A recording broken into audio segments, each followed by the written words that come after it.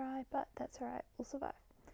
So, we're going to start with Unit 1. Obviously, that's the start of the unit. Don't worry about any of the stuff beforehand. That's not for you. I mean, you can read it if you want, but it's kind of boring. So, the focus of this unit is representational realist drama. So you explore techniques of characterization, and not just characterization, a lot of stuff, through different approaches, particularly those based on Stanislavski. Pretty self-explanatory. In this unit, you'll have the opportunity to research and collaboratively workshop, interpret, perform, and produce texts. Basically, you'll be doing a lot of representational, realistic drama stuff. I think that's pretty self-explanatory. It's just an overview. So this unit content information. So basically, anything under like this, you can be tested on. So that's why we're doing this, to make sure that you understand everything that's in here. So in the context of drama, both in performance and response, so you can apply all this stuff to performance, and you can write about all this stuff, or respond to all of this stuff. You can understand this stuff, you can make choices about this stuff, you can combine this stuff to create and perform. Voice techniques. So posture, breathing techniques, pace, pitch, pause, projection, phrasing, tone, and accents as appropriate. So I think you all know all of these. Phrasing, tone, accents, posture, breathing, pace, pitch, pause, projection, to create a character, and also to enhance dramatic action and further dramatic action in realism. Movement techniques, facial expression, posture, gesture, gait, weight, space, time, energy, and proxemics. So that's all of those things that we're talking about, like the whole year. So I'm going to assume you know all about that, to create character and dramatic action in the performance of realism. Right, so how to do movement techniques and voice techniques realistically to create characters. And then like how Stanislavski focused on those movement techniques and realistic drama. You don't need to worry about these guys. We've just focused on him. You can, if you really like some of the stellar other stuff that we're looking at, you can look at that by all means, but you can just also keep it basic what we learnt. There's no points for referencing any of these people. Like, it's just like extra if you wanna. In devising, so in creating drama, or interpreting, so like performing scripted drama. So how you use movement and voice, or how these guys, how Stanislavski focused on movement and voice in creating and interpreting drama. So that's like rehearsal processes, what he was, like his philosophy, all that kind of stuff. Focus, so when we did like the focus stuff about the bottle and the chair and all that kind of stuff. And being spatially aware as an actor. So using your abilities as an actor or a director in performing that drama. Okay. Elements of drama, cooperative group work processes. So this is just like listen to each other, improvising, accepting offers, like delegating. You don't need to worry about this really. It's just like basic stuff. So the elements of drama, so these things, pretty important, in case you haven't noticed. Both these are the elements of drama. Refined through improvisation and rehearsal. So how you might use, so you might like, I'll give you guys examples of questions. So like, how would you show the mood of this scene as a director? How would you work with the mood of this scene as a director with a improvisational process? So like, how would you highlight the mood through improvisation with your actors? Like you talk about how as a rehearsal process you would do that. So you could do like magic if and concentrate on the mood. You could do how the so mood is like how the characters are feeling, and the intended effect of the playwright to convey that meaning and that feeling through the characters. Okay. And rehearsal, so rehearsal techniques to create realistic characterization and relationships in performance. So characterization and relationships between the characters through processes developed by Stanislavski. Okay. The elements of drama, these guys shape to present identified themes, so identifying themes in a play, how the elements of drama can be used to present these themes. So if you're focusing on the theme of power, you could use lots of symbolism, like use symbol to present the theme of power in an interpretation of a scene. Selected approaches, so approaches like psychological approaches or practitioner approaches, both relate to Stanislavski because he's a practitioner and also he cares about psychological approaches, and theories about dramaturgy and representational realistic drama. So like, dramaturgy is like doing your research about the time period to get it as accurate and representational as possible, to look at themes and that kind of stuff. Elements of drama used in performance preparation processes. So performance preparation processes are just rehearsal processes, yep. So how you can use elements of drama in rehearsal preparation processes: improvisation to explore imagination, so magic if, hot seating, character mapping. So character mapping is just like mind mapping with the character in the middle. I think we did it term 4, year 10. Given circumstances, obviously the information that's in the text that you find out about the character for representational realist drama. Yeah, so basically like how you know what I mean. Okay. Elements of drama shaped through viewpoints in improvisation and text interpretation to create dramatic meaning that educates and presents forces. So this is like if they're presenting themes, for example, in a text that's quite famous by Henrik Ibsen called A Doll's House, there is the theme of like women's rights, which actually hadn't been really discussed before, and at the end of the play, the main character Nora, she actually leaves her husband and children, which was like really revolutionary for the time. It was 1883, I think it was written. We've looked at stuff like The Shifting Tart, which talks about racism. And then through viewpoints, here just mean how we look at drama through different points of view, or like from different characters' points of view. So like through the viewpoint of the characters, we feel empathy for them, who are in these terrible situations. And then we are educated by the situations. Directing theory that shapes the application of the elements of drama. So directing theory for shaping elements of drama in realism. Refined through improvisation is just like, rehearsal processes once again. A lot of these are about rehearsal processes. So shape through viewpoints, cut back. Shape through viewpoints in improvisation and text interpretation. So like improvising based on a theme.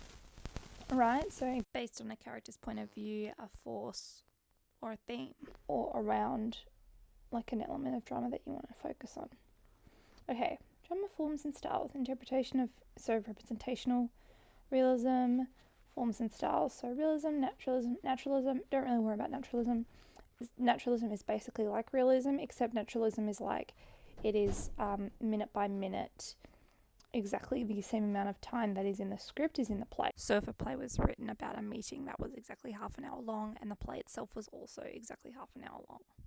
And so it's literally just going through minute by minute what happens in that half an hour on stage is the same that happens in half an hour in that play world. As you can imagine, it's quite hard to make compelling storylines that are exactly minute for minute happening, that might be happening in the real world. And then the relationships between linear narrative structures and representational realist drama. So linear narrative structures is like chronological narrative structures, and then the structures of like when you analyze a text in English, I'm sure you've all heard this with the like exposition, and then the building tension, and the rising action, and then the climax, and then the denouement or the resolution. And linear is just like chronological, and that's in realism because otherwise it wouldn't be very realistic if it was going like back and forth in time and all that kind of stuff, like time travel or like flash forwards and flashbacks. Okay, contextual knowledge. So techniques in representational realist drama for engaging the audience through suspension of disbelief. Conventions of improvisation just means can you improv, basically. Linear narrative structures. Aristotle's plot structure mythos sounds complicated, but it's literally just does it have a beginning, middle, and end. Conventions of interpreting a script. So looking at stuff like motivation, tempo, psychological gestures, like just how you would interpret a script through Stanislavski. So stuff like objective, super objective, all of those things. Explored through improvisation. Conventions of documenting.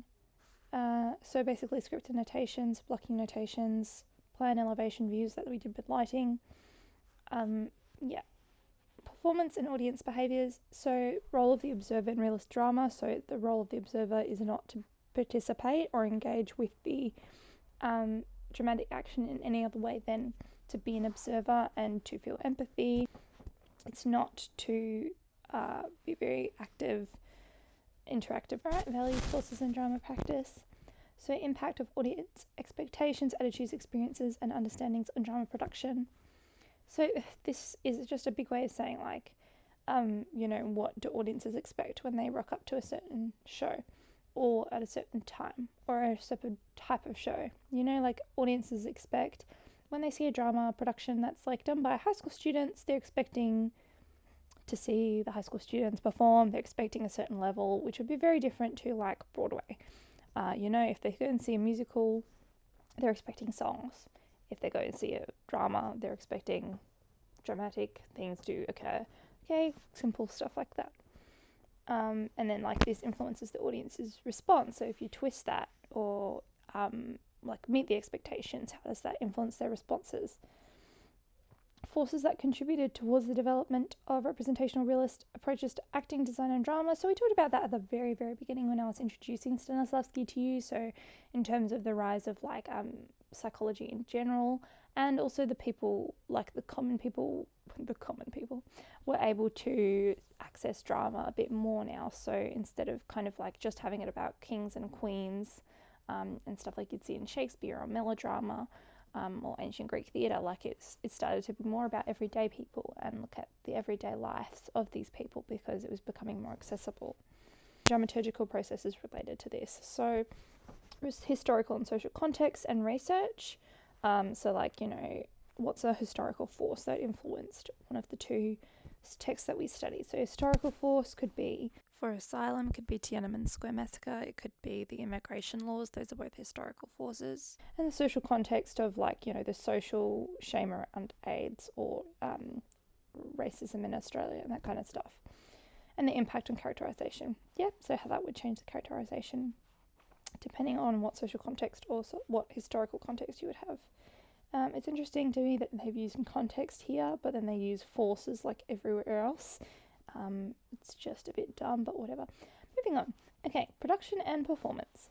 Spaces of performance. So strategies to present time and space. How would you use space to show representational realist drama? So you know what type of stage you should use. Proscenium arch. Ways that audiences are positioned to identify and engage with representational realist drama. So same thing, proscenium arch, fourth wall, all that kind of stuff. Not getting changed in front of the audience. All that kind of stuff. Proscenium arch, done. Thrust stages, well, you don't use them, that's why. Alright, design and technologies.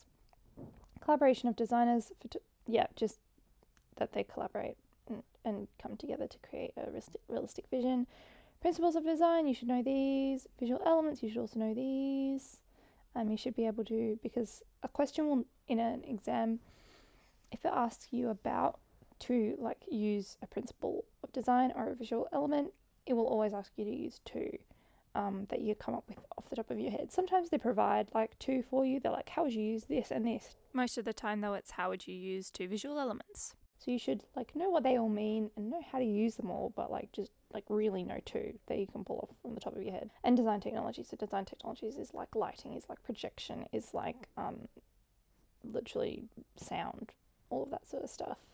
Drama design technologies to represent real settings and characters. Okay, so you want to reproduce reality as much as possible. Selective realism, don't really worry about selective realism. Selective realism is if I'm trying to create a bathroom what are the things that I would focus on if I was like getting my money's worth out of like props and stuff? Like, would I focus on like having a bath mat, or would I rather have a bath? Like, what is more realistic looking in creating a set? Like, well, obviously I'd get a bath, or like, you know, you'd get like a shower curtain and like a sink if you were trying, like, if you're kind of like on a budget. But don't really worry about selective realism because it's a bit, I think it's counterintuitive to the reproduction of reality. This is that realism is about. Management skills and processes. So intellectual property rights and their performance rate in drama. Oh, I guess also selective realism is also about like, you know, you wouldn't have everything that a lounge room would have, because you would block the audience's view of some stuff, because obviously you're not making an actual 4-wall lounge room, so you'd like remove the front section. That's what I mean, it's kind of dumb, don't worry about it. Okay. Intellectual property rights, performances and rights in drama. So you have to get the rights if you want to perform something. In Antigone, we didn't have to worry about that because guess what? He's hella dead and we don't really care about getting the rights for that. When we did production last year that you guys went in, Things I Know to Be True, we had to get the rights to perform that. And then we actually had to get secondary rights because we were going to film it and upload it. And we were using Andrew Bovell's. So it's important when it's like a recent production, but not necessary when it's very old. And it's not necessary when you're doing it just like a class one. It's just like if you're doing it like for the public and making money from it.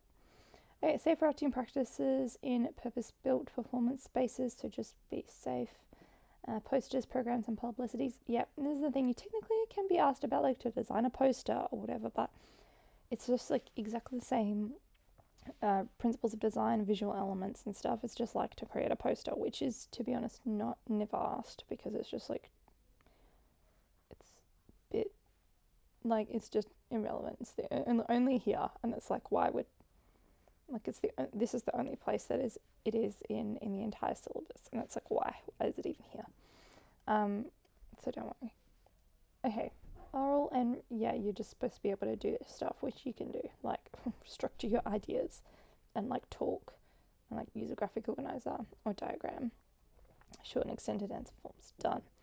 And then our text for this unit is not in the suggested text because we're using a year 12 text, because A, we had year 12s in our class and I had to, but B, just helpful because you can then, like next year at the end of your WACE exams, if you get really stuck on something, you can actually use Antigone or Asylum in your responses, because they are technically year 12 texts. So you're welcome. Alright, that is the end of Unit 1. Now we're going to move on to Unit 2, Presentational Non-Realist Drama. So the focus of this unit is Presentational Non-Realist Drama. You explore techniques of role and or character, so interesting to note that it's role, not just character, like Unit 1, because in presentational theatre and in Brechtian theatre as well, we have role rather than characters, as well as normal characters, because roles are characters that are flat characters. There can be stereotypes. They can also be abstract things. So such as like, so a role could be mother, you know, as Mother Courage is like, I would argue that she's an actual character, but if you had a character of just like doctor or surgeon, or I don't know why medical professional is coming to my mind, as opposed to like an actual character who's got a name and is developed. Also roles can be abstract things, like the character could be love, literally. 3 different approaches to group-based text interpretation, particularly those based on the work of Brecht and others. In this unit, students have the opportunity to research and collaboratively workshop, blah blah blah, so you do stuff related to presentational non-realistic drama. Okay, and the emphasis is on that challenge and question perspectives, so that's why we've got looking at Brecht, because it's quite political. So it builds on the content knowledge covered in Unit 1. Obviously, you can't do Unit 2 without knowing Unit 1, because it's like, well, you don't know what the opposite is until you know the first basic stuff. Alright, so in the context of drama in both performance and response, you understand, select and combine, so same thing, voice techniques to create role or character and dramatic action in the performance of presentational non-realist drama, so how it's different in this as it is to representational realism. Movement techniques, same things here, to create role, character, and dramatic action in the performance of presentational non-realist drama. A lot of these things is like similar wording to Unit 1, is just not representational realism anymore. It's presentational epic theatre, or just presentational non-realist drama. Okay, voice movement techniques in presentational non-realist drama using processes developed by Bertolt Brecht. Okay, in devising or interpreting drama. So we're talking about not realistic movement, not realistic voice, so highly stereotyped voice and movement. We're also talking about justice with our movement. We're also talking about singing with our voice. Okay, a focus and spatial awareness in presentational non-realist drama. Okay, so how you could create the focus is probably different to how you would create it in realist drama. Same with it's just having spatial awareness. Okay, so drama processes, so same thing, just like working decently as a group. So memorizing lines, improvising stuff, interpreting, how you workshop, how you refine.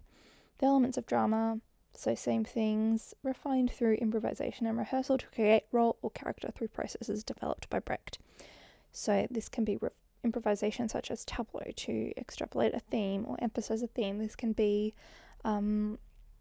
stuff like improvising or creating justice. This can be reading your character's stage directions or reported speech as a rehearsal process, as opposed to directly just stating the lines, right? So stating the lines as if it was someone talking about someone else objectively, rather than trying to get into the psychology of the lines to actually recap what actually happened in that line or in that piece of dialogue. The elements of drama shaped to present identified themes, selected approaches and theories about dramaturgy. So the forces and themes of the plays shaped by the elements of drama, right? The elements of drama in performance preparation processes, so that's rehearsal processes, once again. Improvisation to explore audience alienation, so that's the same thing as improvising with audience address, improvising with reported speech or third person narration, for example, including a narrator, including gestures, all of those things, audience interaction to alienate the audience. Justice and historification. So historification, remember, is when you set a piece, like you look at an issue and then you decide to actually remove the emotions from the issue by setting it in a different time period so that the audience isn't as closely connected to the action. So for example, if we were looking at COVID stuff in terms of if we set something in current times, audiences might be more inclined to connect with it, rather than if we pushed it back in time and talked about the plague, then audiences would not be as inclined to connect with it because they can't relate to it as strongly because of historification. Okay, so that's all about educating the audience and presenting different themes. Boom. Alright, the elements of drama shaped through viewpoints and improvisation to create dramatic meaning that challenges and questions forces.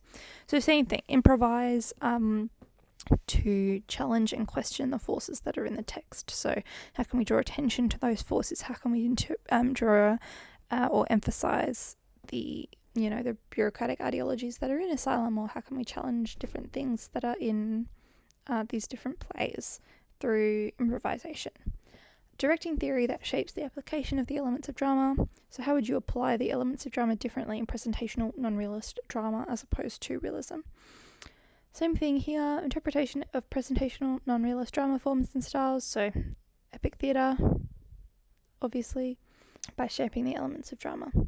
Relationships between presentational non-realist drama and non-linear narrative structures. So you can have linear narrative structures in a presentational non-realist drama, but it makes more sense to have the linear narrative structures in representational realism, because that's all about chronological order of time and place and being sensibly followed one after the other. So it's less believable to have it like all mixed up over the place with flashbacks and flash forwards, because then the audience is like a bit separated. Whereas in presentational non-realist drama, you would be more likely to find non-linear narrative structures like flashbacks, flash forwards, breaking up time into different structures, episodic structures, that kind of thing.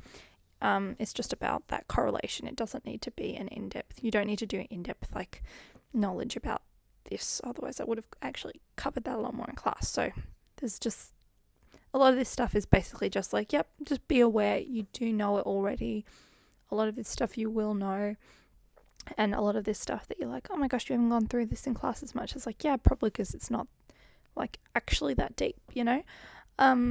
But as always, if you have any questions, just ask. Okay, contextual knowledge, so drama conventions, so techniques in presentational non-realist drama for connecting with the audience through imaginative, political, or polemical engagement. So polemical is like educational, but political engagement. So how does it engage with the audience in that kind of way as opposed to an emotional way? Conventions of improvisation, so justified action and character. Justified action is like having a look at why the characters are doing things rather than just, I guess, from a systemic level as opposed to a psychological level. In presentational non-realist drama. Juxtaposition and transition in role, character, space, time, forms and styles, including leaps of times, flashback, flash forward, fragmented cyclical structures.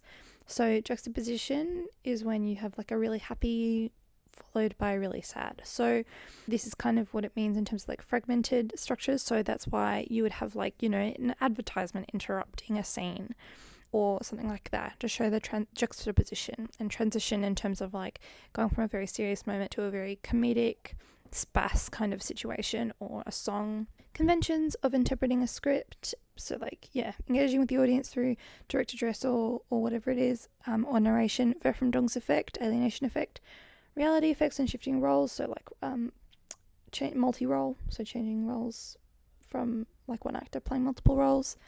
Explored through improvisation and presentational non-realist drama, so we always explore stuff just through improvisation, right? So what happens if this person also was doing this role? What happens if this person was doing this? Or what happens if he engaged with the audience in this way, or did direct address here, or turn this into narration? Conventions of documenting, so just director's vision, design statements, actor's notes. Don't really worry about actor's notes, doesn't really matter. Director's vision, design statements is exactly the same as director's vision, except just coming from a design perspective. So just having that documentation. Performance and audience behaviours, so as opposed to like a passive audience participation, which you'd have in realism, which is just like empathy and identification of different characters, so identifying with different characters and just like emotional investment. This is not, and this is a more active audience participation. So, you know, you could actually be active audience participants. For example, like when we went to see the show in the city, you know, you were all active audience participants because you were reading out the cards or whatever it was, as opposed to just sitting there, but also active audience participation in terms of like thinking rather than feeling and reacting from a political educated place as opposed to an emotional passive kind of place.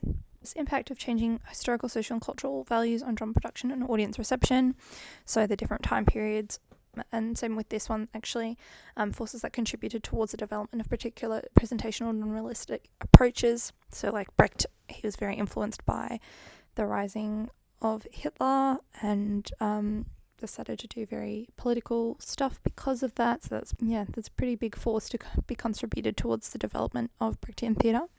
Development of presentational non-realist theatre with a focus on ways that particular practitioners such as Brecht have interpreted this. So yeah, we know this, how Brecht has interpreted presentational non-realist drama.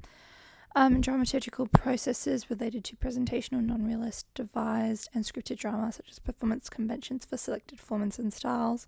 So that's dramaturgy. Sorry, it's just worded in such a pretentious way, isn't it? Dramaturgy in presentational scripted drama and also presentational devised drama. So like themes, issues, historical context, all that kind of stuff in non-realistic drama. Okay. Strategies to present shifts in space and time, so you could adapt spaces. You could also do what I actually enjoyed. Maybe I'll try that here. Not that this is going to be in your document, but this is how to spell it, because I know some of you spelling is not your strong point. Promenade Stages is just where, promenade is basically just like, okay, we're going to do one scene in the theatre, and then after the scene finishes, the audience goes to the backstage theatre or goes to the corridor, and then you do the next scene, right? So that could be a strategy to present shifts in space and time when working in different performance areas, focusing on presentational non-realist drama. So obviously, if you get the audience to walk around during performance or have a performance in a space that is clearly not an actual realistic space for it to be performed. So it's like if it's not a proscenium arch theatre that's purpose built, like if it's in the middle of the like someone's backyard or something, or in the middle of like the schoolyard, and you're doing this play that's set in like a prison, like obviously that's going to be an interesting kind of different way to do that. And if you're shifting in space and time, then you can always shift in like physical space by getting the audience to move, or like coming in through the audience or something to show a different space or time. Always the audience position to interact with, respond to, and participate in presentational non-realistic drama. So think about, how you're positioned to respond to the drama in Every Brilliant Thing, in the way that you were given those audience interaction things, as opposed to how you respond to like a really like Mother Courage or Asylum. They're very different kind of ways of getting the audience to engage with the drama. Some of it is like more interactive than others. Some it's like participation. Some it's just response in a educational kind of way, or a like a kind of opinion way. In the round, traverse stages, promenade stage. Oh, I could have just highlighted this. Wow. Stages for presentational non-realist drama. So just like, how you would use these, also thrust as well. Stages for presentational non-realist drama. Why? Because the audience can see each other. Because the audience, audience can see each other at all times in the round, traverse stages, and mostly thrust stages. Promenade stages, obviously the audience is like moving around scene after scene, so they're being disjointed out of their dramatic action after each scene. So for presentational non-realist drama, collaboration of designers in presentational non-realist drama, so that's stuff like, just like how you'd use design. So for example, symbolic designs, available lighting, so having that very practical lighting where you can actually see the lighting as opposed to it being hidden behind curtains and stuff. Live sound, because you don't need to hide the sound because it's not supposed to be realistic. Multiple uses of objects like you did Grotowski stuff, transformational stuff, but you don't actually need to know that now, but it's just like, it's an option for you if you want to talk about it. If you want to think about it, that's, in the syllabus, you can totally use that if you want. Grotowski stuff. Okay. Management skills and processes, intellectual property rights and performance rights. We just said that. Safe, be safe. Same thing. Doesn't matter, really. Like, they could technically ask you about it in waste, but they'd be pretty dumb to do that because it's not even in your 12 syllabus, so, like, whatever. And just, like, please, just write in a decent way where I can understand you. Please. Please. Alright. And then, of course, we have suggested text. And like I said, same thing. We're using year 12 text. That way you can talk about it next year if you really want to. And boom, we're done. So please let me know if you have any questions about any of this stuff. Yes, it's a lot. Yes, it's worded ridiculously. I personally hate the way it's worded. I think it's really inaccessible for students, and it's like just not clear. And I could complain about the syllabus all day, but I'm not going to. I'm sorry I can't be there, guys. I have many things, including just like my whole left side is just completely numb because of this COVID jab, so that's fun. But anyway, I hope you had a good day today, and I will see you all on Wednesday. I will put a link into the Connect notices so that you can book a workshop with me, and also book your exam time, which will be in either period 1 or period 4 on the Wednesday that you don't have exams. Okay. Take care, everyone. Please let me know if you have any questions, as usual, and I will see you all on Wednesday.